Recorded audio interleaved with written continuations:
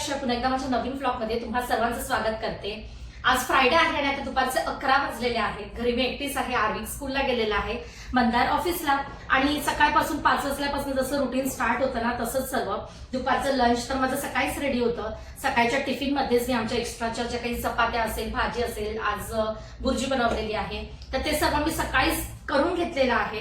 म्हणजे ना आर्विक स्कूलमध्ये असताना हा जो टाइम असतो ना हा मला चांगला युटिलाइज करता येतो माझ्या एडिटिंगसाठी, ब्लॉग्सच्या, किंवा मला आता ऑर्डर्स ज्या असतात ना त्याच्यासाठी। तर आता सध्या बॅक टू बॅक ऑर्डर्स आहेत। तर मैत्रिणीच्या ओट्स कुकीजच्या ऑर्डर आहेत 1.5 किलोच्या, आणखी काही येणार आहेत। शिवाय आज मला पुरण द्यायचंय कटाच्या आमटी सोबत। तर एक कस्टमर आहे जे नेहमी पुरण घेतात माझ्याकडनं, पुरणपोळ्या नाही फक्त त्याचं पुरण। तर तसं मला आज 1 किलो पुरण आणि कटाची आमटी द्यायची साधारणतः 6 ते 7 लोकांसाठी।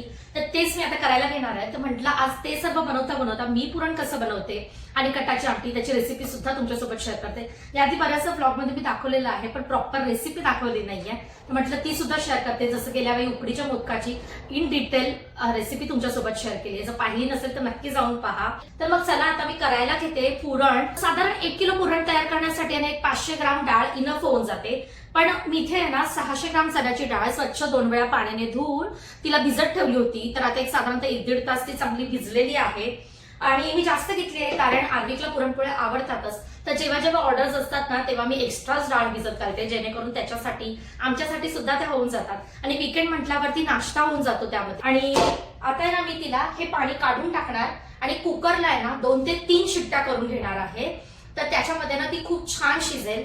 तर मी आता सर्वात पहिल्यांदा कुकरला लावून घेते डाळ। तर आहे ना डाळ आहे ना आता ह्याच्यात खूप जास्त झाली आहे, तर मी काय करते माहिती, कमी करते। 2 पार्ट मध्ये मी लावते डाळ। डाळ कुकरमध्ये किंवा टोपामध्ये शिजवून घेताना त्यामध्ये चिमूटभर हळद आणि मीठ सुद्धा ऍड करायचं। हळदीने पुरणाला रंग छान येतो, तर चिमूटभर मिठाने पुरणाची चव वाढते। आणि ना मी आता थोडंसं तेल घालते, म्हणजे ना पण ते येतच, जरी तेल घातलं ना तरी पण ते बाहेर येतच पाणी, कारण की कुकरची कॅपॅसिटी कमी आहे। पण ठीक आहे। तर मी आता कुकरमध्ये आहे ना डाळ लावली, त्याला मी 3 शिट्ट्या करून घेते। आणि इथे ही एवढी डाळ ठेवली आहे ना ती सुद्धा बॉईल करायला घेते। तर इथे आता दोन्हीकडे डाळ शिजायला ठेवली आहे ना तेपर्यंत मी आमटीची तयारी करून घेते। तर आमटीची आहे ना आज मला सर्वच तयारी करायचं आहे। वाटण तर आहे माझ्याकडे, मी आता कालच वाटण केलं होतं, पण आलं लसूणची पेस्ट बनवणार आहे। तर इथे मी काही लसूण आणि आलं आहे ना क्लीन करून घेतलेलं आहे।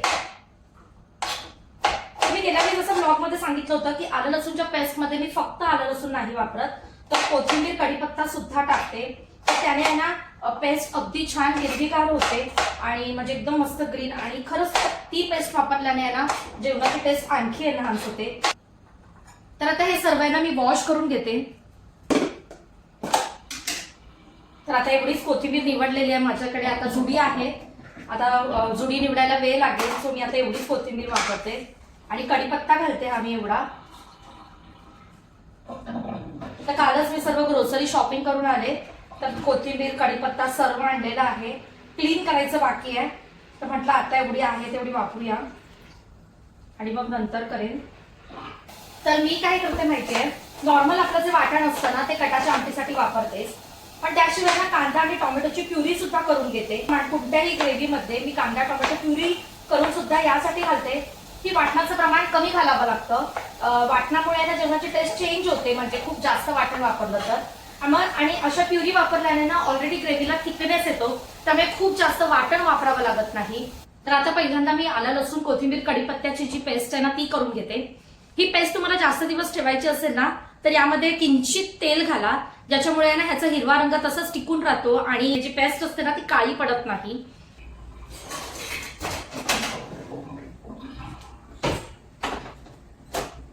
आणि ग्राइंड करून घेते।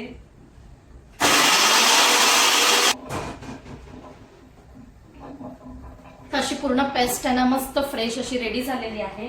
तर तिला ना मी आता डब्यात काढून ठेवते। आणि इथे हा मी 1 मोठा कांदा आणि 1 मोठा टोमॅटो प्युरी करून घेते। आणि इथे प्युरी बघा रेडी झालेली आहे कांदा टोमॅटोची। आता कुकरच्या 4 शिट्ट्या झालेल्या आहेत, अजून बरीच शिजायची बाकी आहे।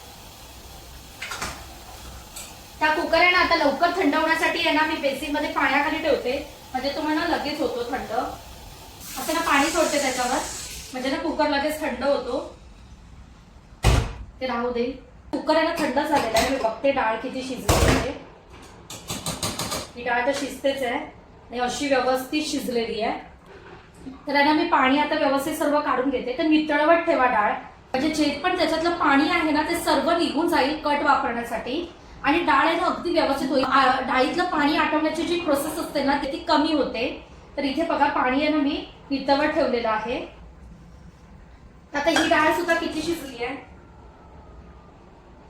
हिला सुद्धा ना थोडासा वेळ लागेल. शिजली आहे ही पण ऑलमोस्ट.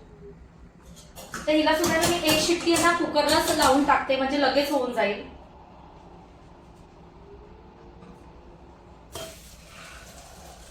इथे सर्व रेडी तर करून घेतलेलंच आहे. वाटण तयार आहे, आलं लसूणची पेस्ट तयार आहे आणि प्युरी तयार आहे. तर मी आहे ना फोडणीसाठी एक छोटा कांदा आणि छोटा टोमॅटो सुद्धा कट करून घेते, म्हणजे एकीकडे लगेच मला ना आमटी फोडणीला टाकता येईल. संध्याकाळी ऑर्डर द्यायची आहे, पण कसं मला ना संध्याकाळी आम्हाला शॉपिंगला जायचं आहे. म्हटलं की मग लवकर करून त्यांना देऊ. आणि म्हणजे बघा संध्याकाळी काही मंदार ऑफिसमधून आले ना ते आम्हाला जायचं आहे, कारण उद्या सॅटर्डे आम्ही कुठे जाणार नाही आहोत. तर संडेला ना मंदाची ड्रायव्हिंगची एक्झाम आहे. त्यामुळे आमटीची आहे ना मी पूर्ण तयारी करून ठेवलेली आहे. हे एवढं सर्व का करते तर त्याने ना खरंच आमटी खूप छान होते. तुम्ही अशी नक्की करून पहा. खूप टेस्ट, ऑफकोर्स मसाल्यावरती सुद्धा डिपेंड असतं ते, पण खरंच खूप छान होते. जितक्या लोकांना आमटी दिली आहे ना त्यांना आतापर्यंत खूप जास्त आवडलेली आहे. तर हा एक शेफ लाईनचा पॉट मी आता पुन्हा त्या दिवशी नवीन घेतला. कारण असं जेव्हा छोट्या क्वांटिटीमध्ये काय बनवायचं असेल ना तेव्हा परवडत. गेल्या वेळी जो घेतलाय तो वेगळा आहे आणि हा एक आणखी एक नवीन घेतला मी. आता मी याच्यामध्ये आमटी करते. हा वापरलेला आहे ऑलरेडी. मी पुन्हा एकदा घासून घेते. तर तो जागा नाही होत ना, त्याच्यामुळे मी इथे बॉक्समध्ये तसा ठेवून देते इथे, कारण आता आतमध्ये ना सर्व स्टोरेज फुल झालेलं आहे.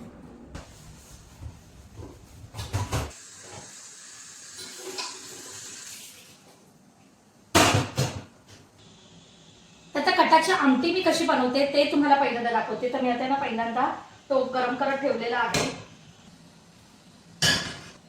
आता यातलं पाणी आहे ना पूर्ण नितळलेलं आहे. मी आता घातलंय आणि आता ना ही डाळ आहे ना अगदी गरम असतानाच मी मॅशरच्या साह्याने पूर्ण बारीक करून घेतली आहे. ही स्टेप फार महत्वाची आहे. यामध्ये काय होतं माहितीये, ते नंतरची जी पुरण वाटण्याची जी प्रोसेस असते ना ती खूप सोपी होऊन जाते. तुम्ही बघू शकता पूर्ण डाळ ही बारीक झालेली आहे. तर पहिल्यांदा इथे ना मी टोप तापलेला आहे. तर इथे मी 1.5 चमचा एवढं तेल घातलेलं आहे. ही सुद्धा डाळ चांगली शिजली आहे. आणि आता आमटीसाठी कट सुद्धा निघालेला आहे आणि ही डाळ सुद्धा शिजलेली आहे. तर ही सुद्धा ना एक 10 मिनिटं ना पूर्ण पाणी काढून घेते, त्यातलं नितळून देते आणि थोडीशी डाळ ना आमटीमध्ये घालते, कारण छान वाटते. मग इथे तेल तापलेलं आहे. 2 चमचे राई, 2 चमचे जिरे छान तडतडले यामध्ये घालते. कढीपत्ता, कांदा. तर इथे आता ही डाळ सुद्धा आहे ना पाणी पूर्ण नितळलेलं आहे. ही सुद्धा यामध्ये घालते.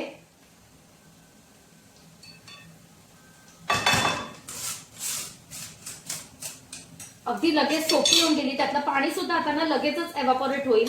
पाण्याची आहे ना लगेच वाफ होऊन आहे ना डाळ अगदी सुखी होऊन जाईल.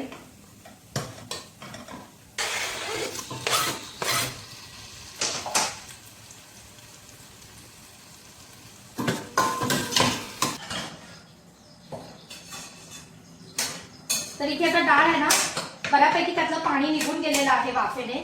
तर आता याच्यामध्ये गुळ घालते. तर गुळाचं प्रमाण मी किती घेते ते सांगते.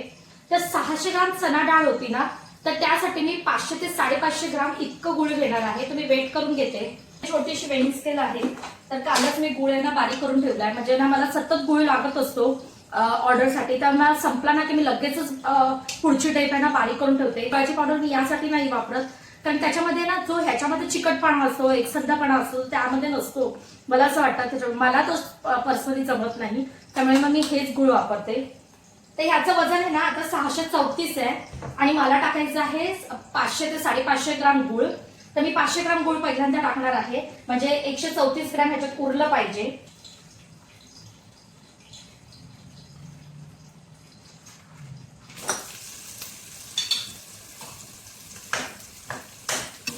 ते पण इथे सुद्धा कांदा टोमॅटो छान भाजला गेलेला आहे.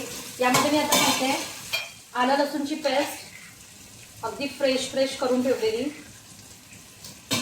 आणि 1 मिनिट आहे ना चांगलं परतवून घेते. तेल अगदी मी कमी घातलेलं आहे, कारण खूप जास्त तेलकट अशी आमटी नाही करत मी. 1.5 चमचा मी घातलेला आहे तेल. आता जी प्युरी करून ठेवली होती ना ती सुद्धा मी यामध्ये घालते. तर इथे ना मी पूर्ण तेल सुटेपर्यंत आता हे भाजून घेते. आणि जाड बुडाची कढई घ्या आणि ना पुरण खाली लागू नये ना, त्यामुळे ना पहिल्यापासूनच आहे ना अगदी तळापासून ढवळा, म्हणजे खाली लागणार नाही. नाहीतर मग आहे ना पुरण खाली जर लागलं तर वरचं पुरण घट्ट होईपर्यंत खूप वेळ जातो, कारण की जी फ्लेम असते ना ती अडली जाते खाली लागलेल्या पुरणामुळे.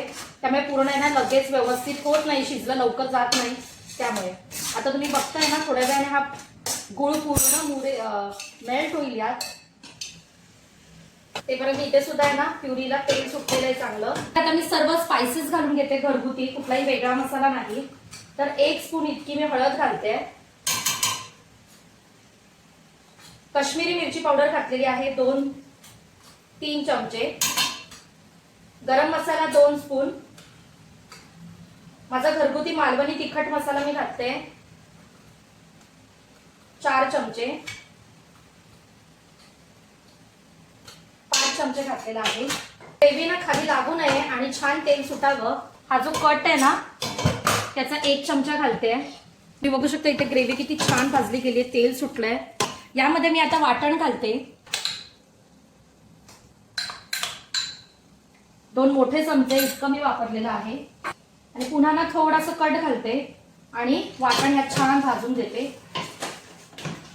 एक साधारण तुम्हाला 20 पुरणपोळ्या करायच्या असतील ना तर काय प्रमाण घ्या हे मी तुम्हाला सांगते. 500 ग्राम चणा डाळ स्वच्छ पाण्याने धुवून थंड पाण्यामध्ये तिला 1 तास भिजवत ठेवा. त्यानंतर कुकरला इनफ पाणी ठेवून, कारण कटाची आमटी करायची तर कट चांगला निघायला पाहिजे, यासाठी पाणी व्यवस्थित ठेवून थोडीशी चिमूटभर हळद आणि मीठ घाला, थोडंसं तेल घाला, जेणेकरून कुकरच्या बाहेर येणार नाही पाणी. आणि असं करून आहे ना 3 शिट्ट्या करून घ्या, कारण डाळ ऑलरेडी 1 तास भिजलेली आहे, त्याच्यामुळे 2-3 पेक्षा जास्त शिट्ट्या करू नका. तर थंड झाला की सर्व डाळ त्या चाळणीत टाकून पाणी सर्व एक्स्ट्राचं निघून जाईल. ते निघून जाण्यासाठी 10 ते 15 मिनिटं चाळणीत डाळ तशीच ठेवा, सर्व पाणी निघून जातं. त्यानंतर ती सर्व डाळ एका जाड बॉटमच्या कढईमध्ये घ्या. ती मॅशरच्या साह्याने पूर्ण मॅश करून घ्या, कारण ऑलरेडी त्यात पाणी असतं, शिवाय ती कुकरमधून जस्ट निघालेली गरम असते, त्यामुळे ती सहज मॅश होते.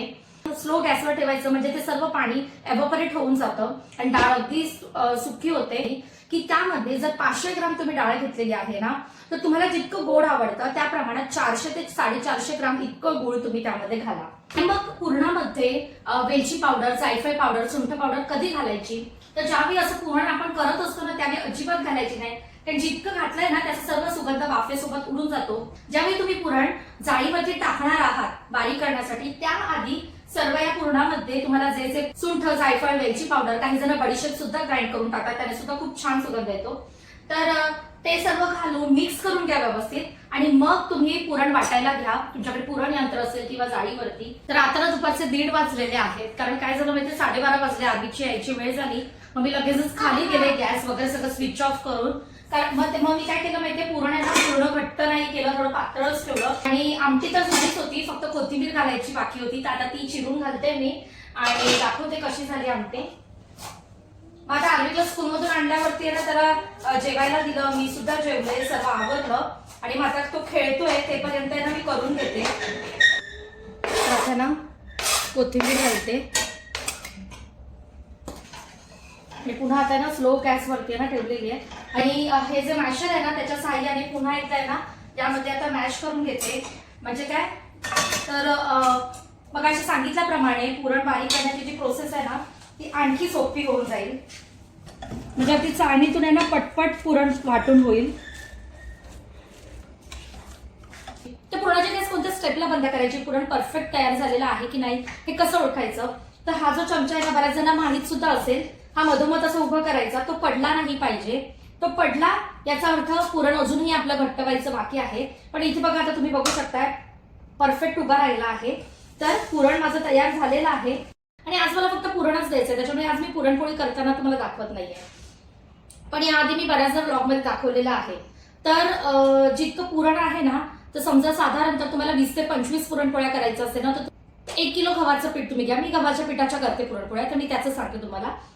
त्यामध्ये मीठ घाला चिमूटभर आणि पिठामध्ये डायरेक्ट हळद न घालता जे पाणी तुम्ही मळायला घेणार आहे ना त्यामध्ये हळद घाला आणि मग ते व्यवस्थित मिक्स करून आहे ना, म्हणजे ना पुरणपोळीला एक हलकी पिवळसर छटा येते, खूप पिवळी पिवळी नाही दिसत. जर तुम्ही पाण्यामध्ये हळद मिक्स करून घातली ना तर तुम्ही नक्की करून पहा असं.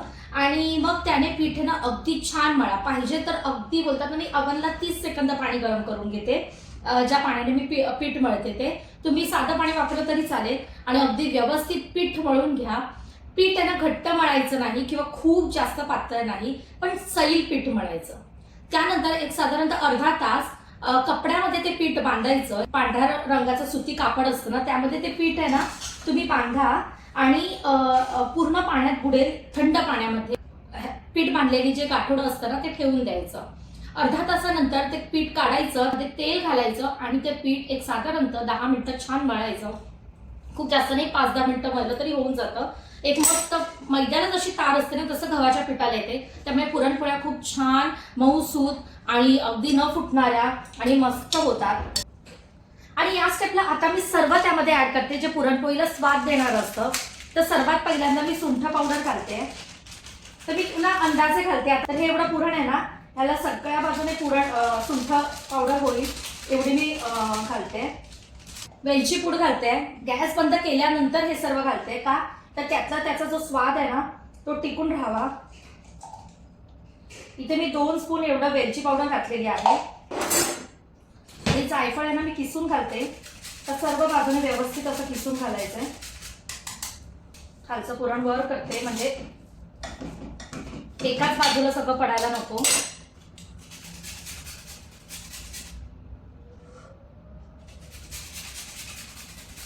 थोडंसं वेलची पावडर घालते. वेलची पावडर संपलेली आहे, सर्व मी घरीच बनवते वेलची पावडर वगैरे. आता पूर्ण आता संपली आहे, बरेच महिने जातात. पूर्ण डबाभर वेलची पावडर करून ठेवते, म्हणजे कारण मला मेथीच्या लाडूमध्ये सततच्या ऑर्डरमध्ये सतत लागत असतं. त्यामुळे एकीकडे पुरण करता करता कटाची आमटी सुद्धा तयार झालेली आहे. टेस्ट करून पाहिली, मस्त झणझणीत झालेली आहे.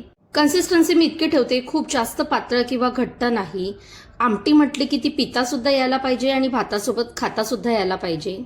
आणि आता पुरण वाटायला घेते, त्याखाली ना मी असं मापाचं भांडं घेतलेलं आहे की ज्याच्यामध्ये ही जाळी आहे ना परफेक्ट बसते. नाहीतर ना साईडने ना पुरण सगळं खाली पडेल म्हणून. तर चाळणीत बारीक केल्याचा एक फायदा असतो. तरी कुठली जाड एखादी जाळी राहिली, शिजली नाही तर ती निघून जाते आणि पुरण अगदी फास्ट पटपट बारीक होऊन निघतं. बघू शकता किती झटपट झालं. हार्डली 10 मिनिटं लागले मला, एवढंच बाकी राहिलेलं आहे. आपण ऑलरेडी पुरण हे जे होतं ना डाळ मॅश करून घेतली होती, त्याच्यामुळे ते सोपं होऊन जातं. तुम्ही बघू शकता माझं सर्व पुरण आता बारीक करून झालेलं आहे.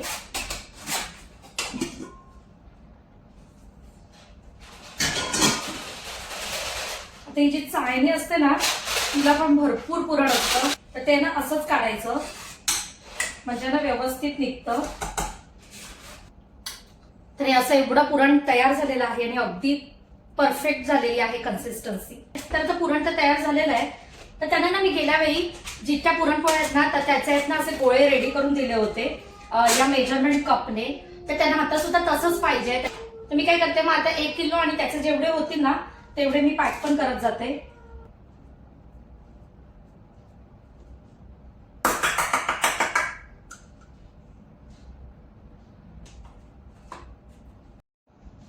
आणि तुम्ही बघू शकता बरोबर 19 गोळे झालेले आहेत. 1035 ग्रॅम एवढं या कंटेनर सोबत वजन आहे, म्हणजे परफेक्ट आहे वजन 1 किलो पुरणाचं. आणि पोळ्यांची साईज पण तुम्ही बघा मी केवढी मोठी केली आहे, त्याच्यामुळे आराम 20 पुरणपोळ्या याच्यामध्ये होतीलच होतील. हा जा जा, काय नाही, घाबरलो. तर मध्ये मध्ये आवाज येतो घरामध्ये आजूबाजूचा कुठलाही ना, तर मला भीती वाटते.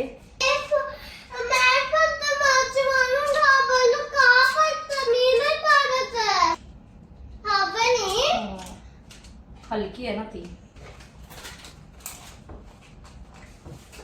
पॅकिंग साठी आर्विक पण आलाय. इथून फोल्ड कर. Very good. हाताला लागेल. पुन्हा एकदा मी फायनल वजन करून बघते. ऑलमोस्ट 1050 आहे. तसे 1 किलो पुरण, 19 पोळ्या म्हणजे पकडा 20 पुरणपोळ्यांचं मी दिलेलं आहे. तर पुरण तर पॅक करून ठेवलेलं आहे आणि आमटी आता मी संध्याकाळी जेव्हा मी देणार ना त्यावेळी ह्यामध्ये पॅक करून देणार.